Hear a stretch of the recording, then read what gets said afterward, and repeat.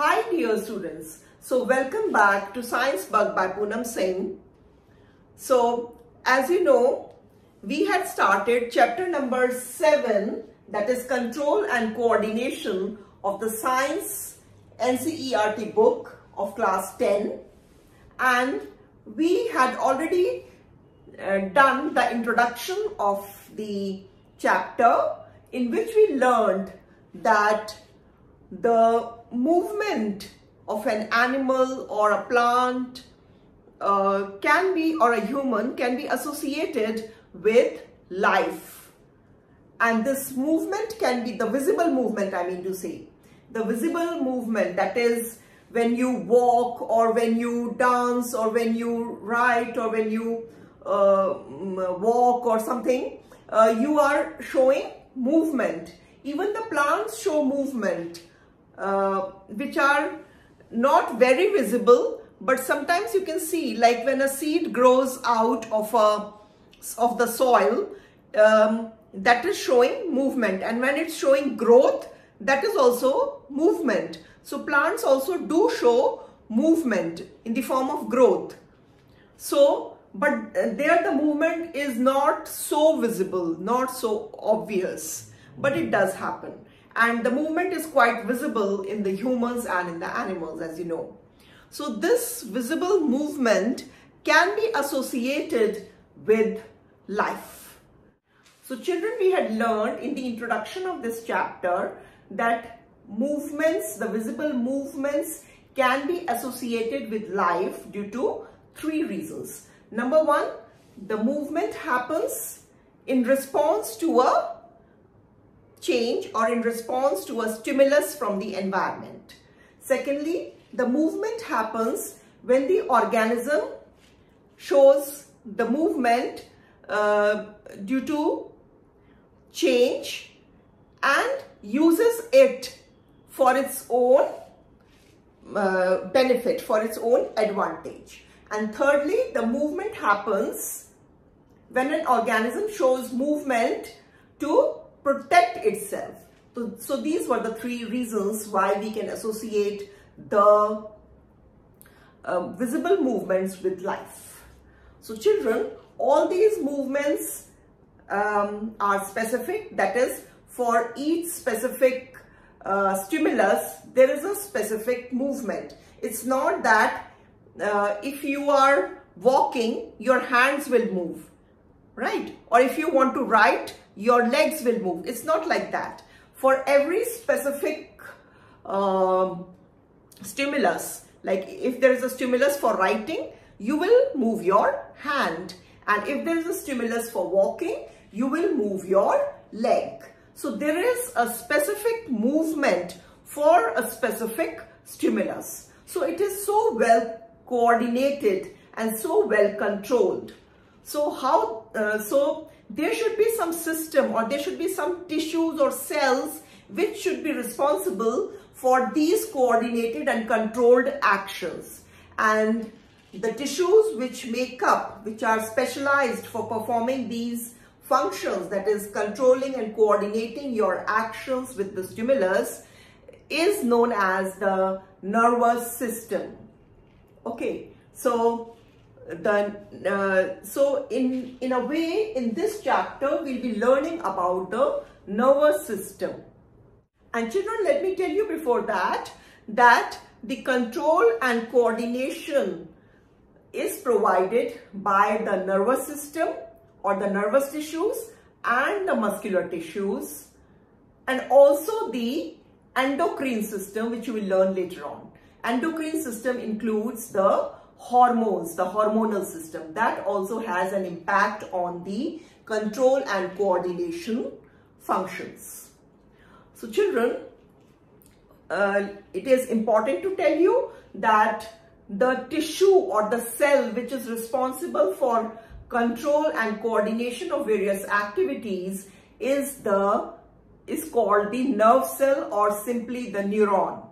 About this nerve cell or the neuron, its structure you must have learned in your lower classes, but again I'll tell you the structure of neuron quickly here on the blackboard. See, look at how I'm drawing the neuron. So neuron is the basic unit of nervous system. It is the smallest unit or smallest structural and functional unit of the nervous system. So this is like any other cell in the body, like you have muscle cells, you have heart cells, or you have so many cells you have in your body for different functions. Same way, for performing the control and coordination, you have the nerve cell, or simply it is called the neuron. So let us do the structure of the nerve cell or the neuron. So I'm writing the title here.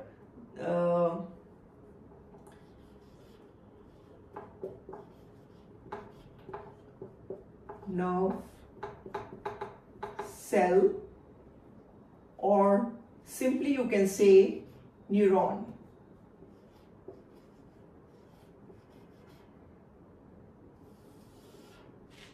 So let us do the structure of nerve cell, a single nerve cell or a neuron. So the structure is very simple, children. You can draw like this. It's easy to draw. You can side by side learn how to draw it. You can draw a semicircle like this, another semicircle here adjoining it, another semicircle here adjoining it, another one here, another one here, and another one here. So this gives you the shape of some kind of a cell, children. And these are some elongated structures which you can elongate like this. These are branch structures, children, like this, like a tree they are. They can be drawn like a tree, like any tree with so many branches, any number of branches you can draw. They're highly branched structures.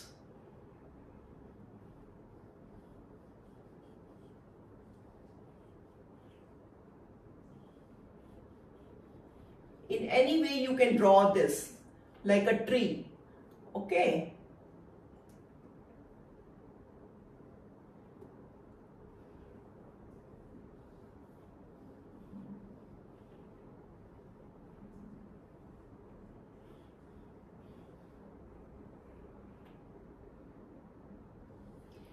In any which way you want, you can draw the branches. Like a tree, you can draw the branches.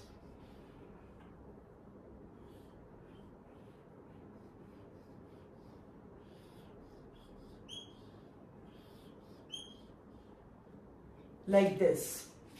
So, and at one place you will have to elongate one of this part. I'll give you the names of these parts, children. These branch structures which you have drawn all around this cell, these are known as dendrites. Let me write with another color.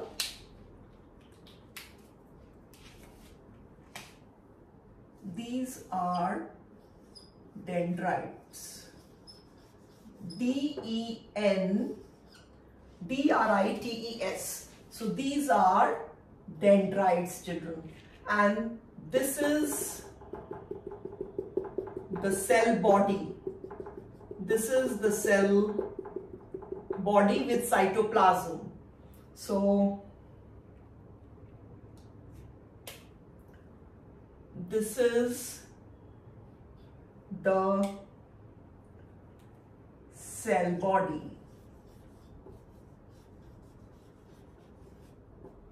and with cytoplasm, okay? Like any other cell, this cell also has got cytoplasm.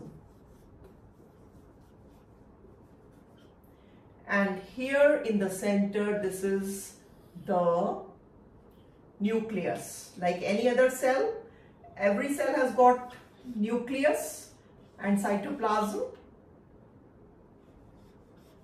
So this is the nucleus. And this region is known as the cell body, and these branches all around are known as dendrites. Then one of the dendrites gets elongated like this. It gets elongated like this.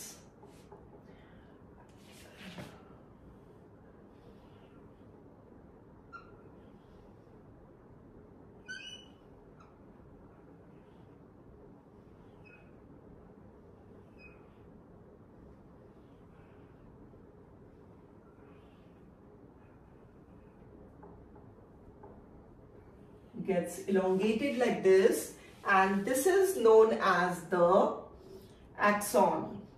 This is known as the axon. And children, this axon is covered with a sheath. It is covered with a sheath. Sheath means a lining. It is covered with a lining like this. It is covered with the lining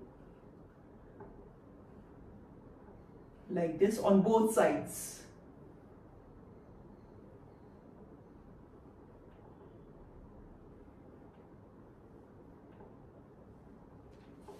Now you must be finding something curious here, and that is why this sheath is not continuous. It is breaking at points. Right? So why this sheath is not continuous? Why it is breaking? Yes, it breaks at points, and these points are known as nodes of Ranvier. These points where there is no sheath are known as nodes of Ranvier. Right? The points where the sheath is breaking are known as nodes of Ranvier. This is one node of Ranvier. This is another node of Ranvier. This is another node of Ranvier. And same way on this side also. And this sheath is known as the myelin sheath. This sheath is known as the myelin sheath. I hope it's clear. M-I-E-L-I-N, myelin sheath. Nodes of Ranvier, N-O-D-E-S, nodes of Ranvier, R-A-N-V-I-E-R. And this elongated portion of the cell body is known as the axon, A-X-O-N. Now, and towards the end, the axon again branches. The axon again branches at the end, but it does not branch so much as in the dendrites. In the dendrites, the branching is too much, whereas towards the end of the axon, the branching is there, but it is not so much as in the case of dendrites. So this is known as end of the axon. You can call this as the end of the axon. E-N-D, end of axon. Right? End of axon. And here you see some swollen portions, right? Here you are seeing on the tip of the branches of the end of the axon, you are seeing some swollen portions. These are you will learn about this later. These are actually the vesicles which release a chemical substance known as neurotransmitter substance, right? So, and after this, there is another dendrite will come here. Here you will have another neuron. So if you see the magnified picture of this, you will see like this. Here, this is a dendrite, children, which is magnified. This dendrite has been magnified here and shown. So one neuron is connected to another neuron. Then the second neuron is connected in the same way to the third neuron. the third neuron is connected in the same way to the fourth neuron, and so on and so forth. Children, the axon and the end of the axon is connected to the dendrite of the second neuron, right? The end of the axon is connected to the dendrite of the second neuron, the next neuron. And same way, the end of the axon of the second neuron will be connected to the dendrite of the third neuron, and so on. That way it is connected. So this is how the structure of neuron, how they are joined, that also you have come to know. Now in between the end of the axon and the dendrite of the next neuron, there is a gap, right? What is there? There is a microscopic gap. What is there? There is a microscopic gap which is known as GAP gap, or which is known as synapse.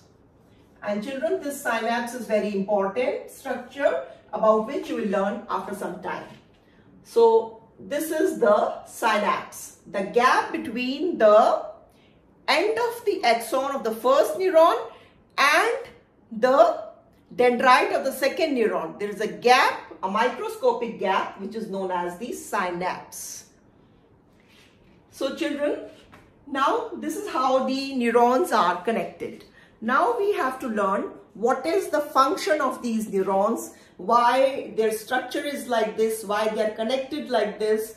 And the answer is, children, it is these neurons or the nerve cells which carry the information which is received by the sense organs. Okay, you all know that the information or the stimulus is received by the sense organs. The sense organs are 5 in number: eyes, ears, nose, tongue and skin. So these sense organs receive the stimulus or the information, and then they transmit it to the sensory neuron, the sensory nerve which contains the sensory neurons. So, and then from these sensory, see children, when one neuron is connected to another neuron and third neuron and fourth neuron, and when there is a chain of neurons connected, that makes up a nerve. Okay, a number of neurons connected one after the other makes up a nerve. N-E-R-V-E makes up a nerve. Now nerves are 3 types: sensory and motor and mixed nerve. So the sensory nerves carries information from the sense organs to the brain or the spinal cord, and the motor nerves carry information from the spinal cord or the brain to the muscles or the glands, to the target organ or to the effector organ, right, to the muscle or to the glands. So about receptors and effectors, I have told you in my previous class. I'm not repeating it now. So you will have to go back to my previous videos for that. Please do watch them. Now let us see how this information is transmitted from by the neurons or by the nerves. By the neuron, in fact, you will be learning. A number of neurons make up a nerve. I've told you that. So let us study how the information is transmitted or carried from one neuron to another, and finally to the effector muscle or the gland. Okay. So children, let us see how the information is carried from one neuron to another, and this information is carried in the form of an impulse, which is called a nerve impulse or simply an impulse. Okay, so let us see how the nerve impulse is transmitted. The question will be how a impulse or a nerve impulse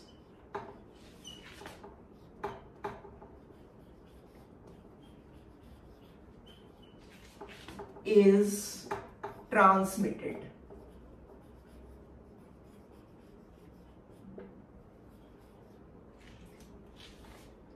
In our body. So children, the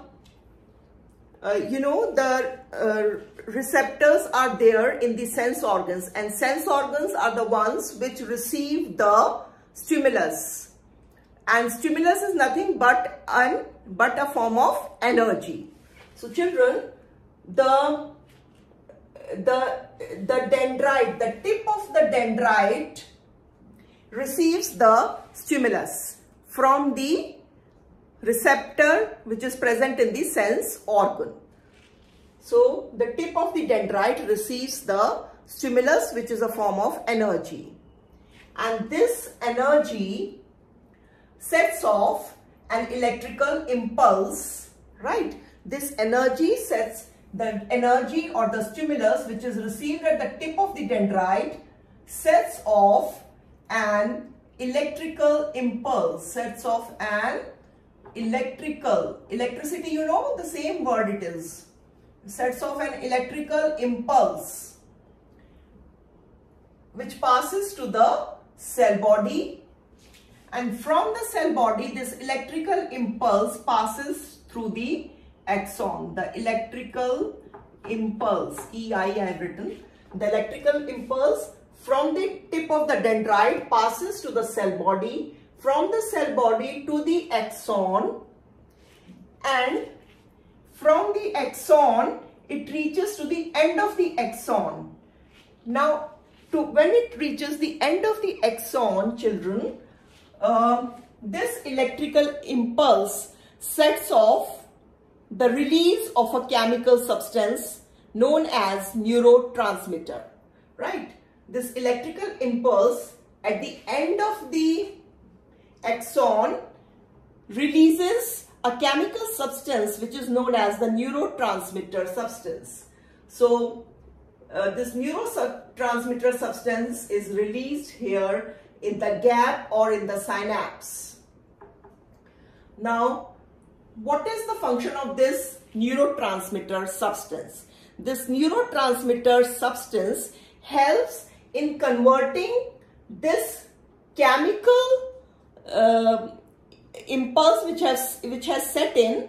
It converts that chemical impulse into an electrical impulse again in the next adjoining dendrite or the neuron.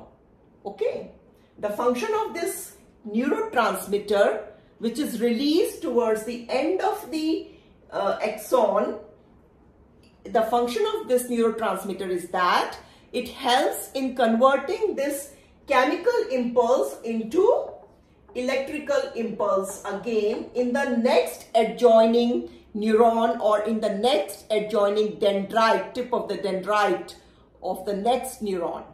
Okay, the chemical impulse, CI I have written.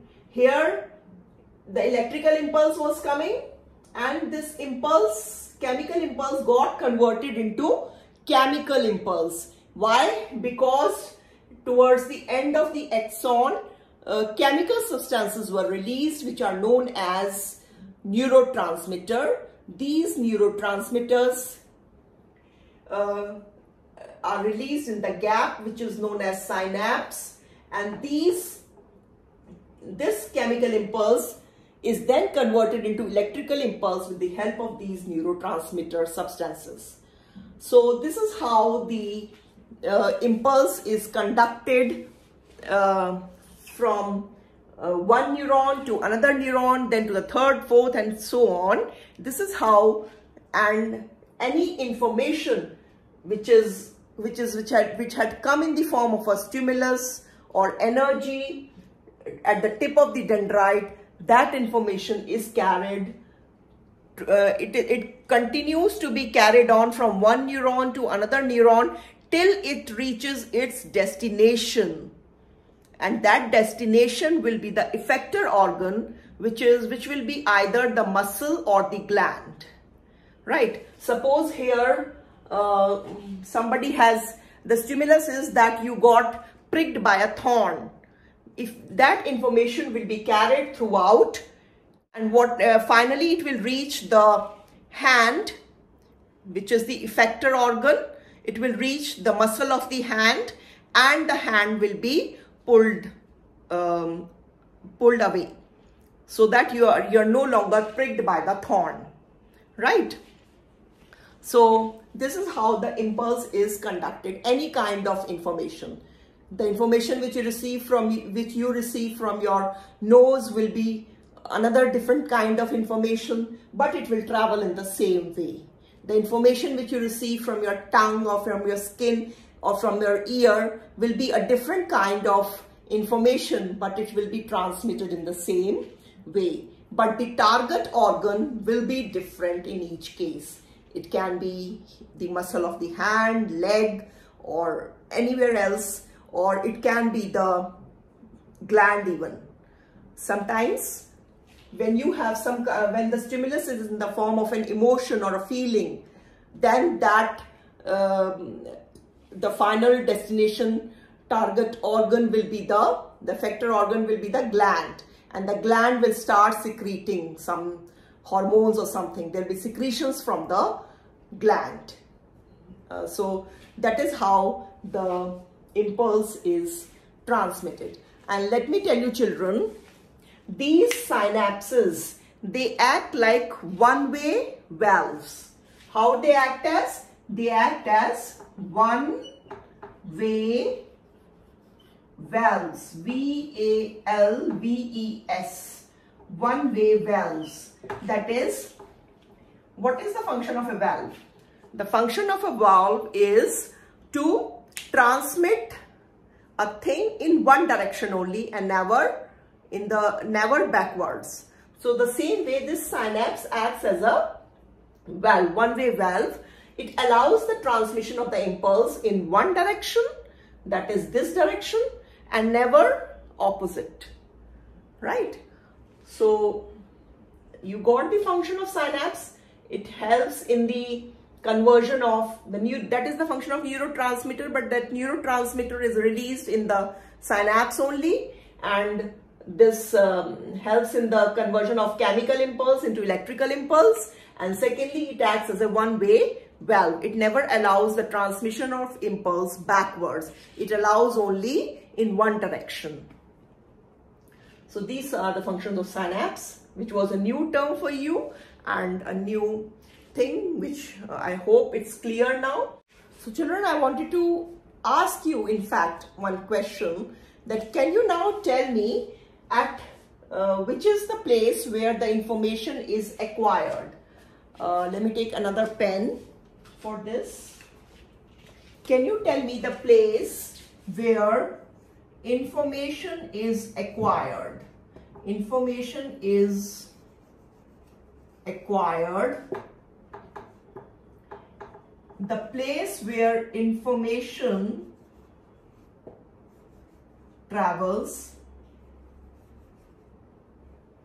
and the place where the information is converted into a chemical signal. Information is converted into a chemical impulse or chemical signal, whatever you like to call. Can you tell me these three places in this diagram?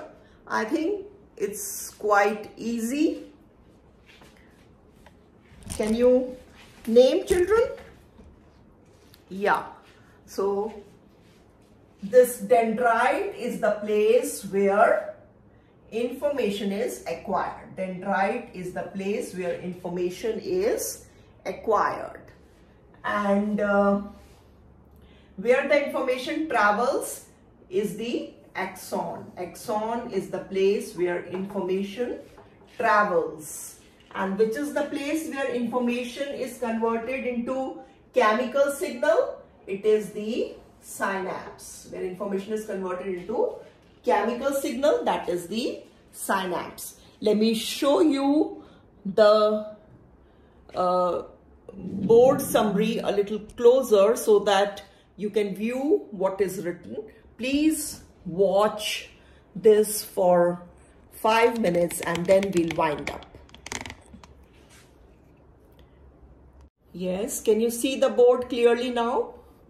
All the parts and the labeling.